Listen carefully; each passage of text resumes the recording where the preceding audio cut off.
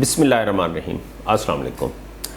آج کی جو ویڈیو ہے وہ میڈیکل سٹوڈنٹس کے لیے یا جو ہمارے جو جونیئر ڈاکٹرز ہیں ان کے لیے ہے۔ سب سے پہلے اس میں تھوڑا سا میں ایک شارٹ سا وہ دے دوں کہ اس میں جو ہم نے، اگر آپ تھمب نیل پہ بھی جائیں گے تو اس میں نے یہ لکھا ہے کہ how I become orthopaedic surgeon, ٹھیک ہے، یعنی considering my own situation when I was junior doctor, تو میں نے کس طرح یہ فیصلہ کیا کہ میں نے آرتھوپیڈک سرجن بننا ہے، اور اس فیصلے کے بعد کیا کیا چیزیں میں نے اس میں فیس کی، اور کس طریقے سے ایڈوانس ٹریننگ حاصل کی، اور کیا اس وقت اپرچونٹیز اویلیبل تھیں اور کیا اب اپرچونٹیز اویلیبل ہیں، اس کے بارے میں بھی ہم ڈیٹیل ڈسکس کریں گے۔ تو اس ویڈیو کو جب آپ پورا دیکھیں گے تو then you can understand as junior doctor کہ بھی کیا سچویشن اور کن ہرڈلز سے گزر کے آپ کو پہنچنا ہے اپنی منزل کی طرف، اور کیا کیا مشکلات آ سکتی ہیں۔ یہ جو کئی دفعہ فیلنگز میں آتا ہے کہ جب پروفیسر ہے یا ایچ او ڈی ہے تو بس وہ مزے ہی کر رہا ہے، ایچ او ڈی بنا ہوا ہے، تو وہ ایسی سچویشن نہیں ہوتی۔ یہ سٹیپ بائی سٹیپ جو چیزیں کی جاتی ہیں اور کس طرح کی مشکلات کو فیس کیا جاتا ہے وہ سارا اس میں ڈسکس کریں گے۔ بہت شکریہ۔ اگر آپ ہمارے چینل پر نئے ہیں تو اس کو سبسکرائب کر لیں تاکہ آپ کو یہ انفارمیٹیو ویڈیوز بر وقت ملتی رہیں۔ اچھا، سب سے پہلے یہ ہے کہ میں نے گریجویشن کی سن 2000 میں 99 میں، اور 2000 میں میری ہاؤس جاب کمپلیٹ ہوئی۔ So after completing my house job, I was interested to have some specialization.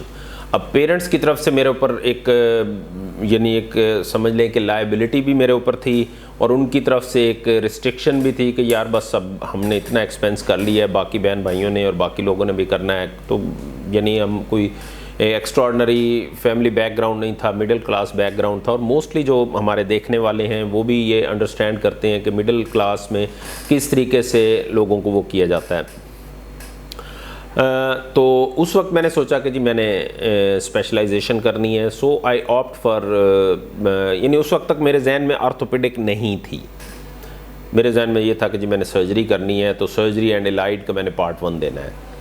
تو اس کو ٹیک کیئر کرنے کے لیے میں نے پرائیویٹ جاب شروع کر دی۔ پرائیویٹ جاب سے جو ایکسپینس اپنے بھی میٹ کرتا تھا، اور ساتھ ہی میں اپنے جو ایگزام اور اس کی تیاری کے جو ایکسپینسز ہوتے تھے وہ بھی میٹ کرتے تھے۔ تو in 2000 I passed my part 1 in general surgery and allieds میں۔ تو اس کے بعد سوچنا یہ شروع کیا کہ جی اب میں نے اسپیشلائزیشن کرنی ہے تو کس میں کرنی ہے۔ So this was the basic problem of not having guidance. تو میں اسی کو لیتے ہوئے میں نے یہ سلسلہ بھی اسی لیے اسٹوڈنٹس کے لیے شروع کیا اور جونیئر ڈاکٹرز کے لیے کہ at least they should have the options of some guidance in Pakistan.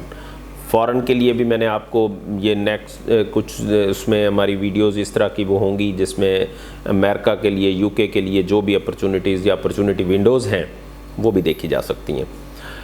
اب پارٹ 1 کرنے کے بعد ہمارے دور میں یہ سینٹرل انڈکشن پالیسی نہیں تھی، you have to go to individual hospitals, تو ان کا انڈیویجول جو ہاسپٹلس کا تھا اپنا ایک نظام تھا، اس کو لیتے ہوئے یہ ہم نے وہ کرنا ہوتا تھا۔ تو وہاں پہ اپلیکیشنز ہم ایم ایس آفس میں جمع کروا دیتے تھے، جس میں میں نے شیخ زاید میں جمع کروائی، میں نے میو ہاسپٹل میں جمع کروائی، جنرل ہاسپٹل میں جمع کروائی، سروسز میں جمع کروائی۔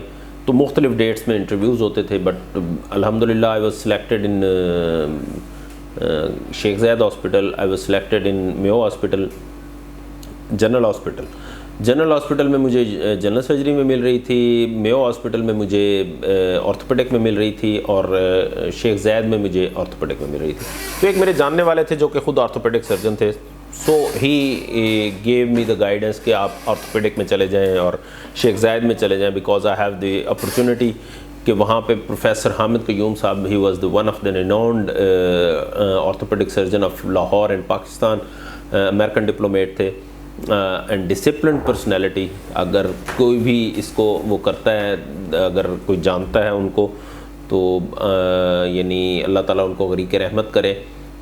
بہت اچھے اسٹوڈنٹس انہوں نے پروڈیوس کیے۔ تو آرتھوپیڈک میں ہم چلے گئے، ابھی 3 مہینے آرتھوپیڈک پڑھی تھی، उसमें ट्रेनिंग में एंटर हुए थे, पता चला कि जनाब CPSP ने नया रूल बना दिया है कि जनाब जिन लोगों ने पार्ट 1 किया है और फ़िलहाल 2000 दिसंबर से पहले उन्होंने अपनी ट्रेनिंग स्टार्ट नहीं की, तो वो पहले जनरल सर्जरी की 2 ईयर्स ट्रेनिंग करेंगे। फिर हम वही हुआ कि जनरल सर्जरी में चले गए। तो देन उस वक्त तक मैं अपना माइंड बना चुका था कि मैंने ऑर्थोपेडिक करनी है। अब ऑर्थोपेडिक करने के जनरल सर्जरी की, फिर ऑर्थोपेडिक की, लेकिन अल्हम्दुलिल्लाह उस ट्रेनिंग प्रोग्राम का ये इफ़ेक्ट हुआ कि इन 2006 31st December my training was complete, my synopsis was approved, my IMM was passed, training बिल्कुल कंप्लीट थी, रोटेशन सारी कंप्लीट हो चुकी थी। तो इन द फर्स्ट अटैम्प्ट जो कि 14 जुलाई को पेपर था, 14 फरवरी को, 14 फरवरी आई स्टिल रिमेंबर, तो 14 फरवरी को मेरा रिटन एग्ज़ाम था। तो I went in that exam और अल्हम्दुलिल्लाह आई पास दैट एग्ज़ाम। 13 मार्च को हमारा वाइवा था विच वॉज इन कराची। उसमें टेबल वाइवा भी होता था, टॉक्स भी होता था, शॉर्ट केसेस होते थे, लॉन्ग केसेस होते थे। तो इस तरह करके वो पूरा एक पैक्ट था। अब तो टेबल वाइवा उन्होंने एबॉलिश ही कर दिया है। तो वहाँ पे अल्हम्दुलिल्लाह फर्स्ट अटैम्प्ट मेरा पार्ट 2 क्लियर हो गया। और तो इस तरह करके ये journey, that was the basic journey, जिसमें मैंने बेसिक ऑर्थोपेडिक की ट्रेनिंग और वो की।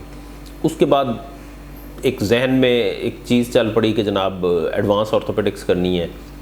कुछ अर्सा मैं डिस्ट्रिक्ट ऑर्थोपेडिक सर्जन रहा, फिर उसके बाद मैंने एज SR ऑर्थोपेडिक ज्वाइन कर लिया जिन्ना हॉस्पिटल में। तो वहाँ पे भी मैंने देखा कि कोई एडवांस ऑर्थोपेडिक नहीं हो रही थी, trauma and trauma, nothing else. फिर एक अपॉर्चुनिटी मिली सऊदी अरेबिया जाने की, तो वहाँ पे सऊदी अरेबिया MOH के अंडर हम चले गए। 2011 में मैं गया, 2015 में मैं वापस आया और उसके बाद मैं आई came back as assistant professor. मैं वो होगी सिलेक्शन हो गई, तो मैं सरगोदा मेडिकल कॉलेज में एज असिस्टेंट प्रोफेसर चला गया। वहाँ पे कुछ अर्सा काम करने के बाद फिर मुझे एक ट्रेनिंग अपॉर्चुनिटी वहाँ पे आर्म फोर्सेस में मिली। कुछ कंसल्टेंट्स ने जिन्होंने मेरे साथ वहाँ पे काम किया था एज लोकम आए थे आर्म फोर्सेस से हमारे हॉस्पिटल में MOH के अंदर, तो वो उन्होंने कोई जॉब अपॉर्चुनिटी एक वो की, तो वहाँ पे मैं चला गया। फिर वहाँ पे मैंने आर्थोप्लास्टी की ट्रेनिंग, आर्थोप्लास्टी की फेलोशिप की, फिर उसके बाद आर्थोस्कोपी की।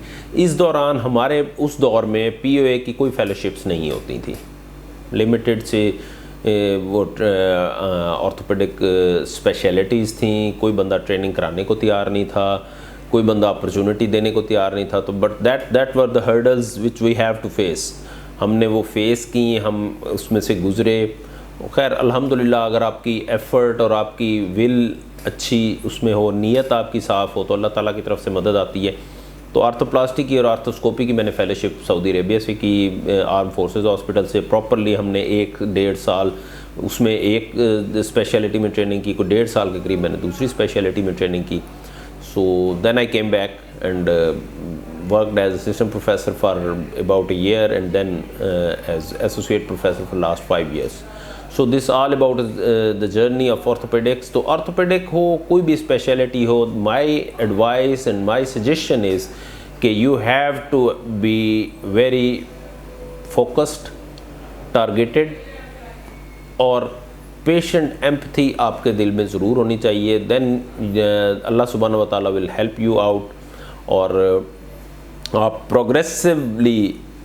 प्रोग्रेसिव माइंडेड होना बहुत ज़रूरी है। ये नहीं है कि भाई एक स्टेज पे आके आप ये फीलिंग अपने अंदर डेवलप कर लें कि जी जो मैं कर रहा हूँ बस वही हो रहा है। The medicine is evolving every day. तो ये बिल्कुल कॉन्सेप्ट गलत है कि जो हम कर रहे हैं उसमें हमारे रिजल्ट्स बहुत अच्छे हैं तो बस ये सबसे बेस्ट हो रहा है।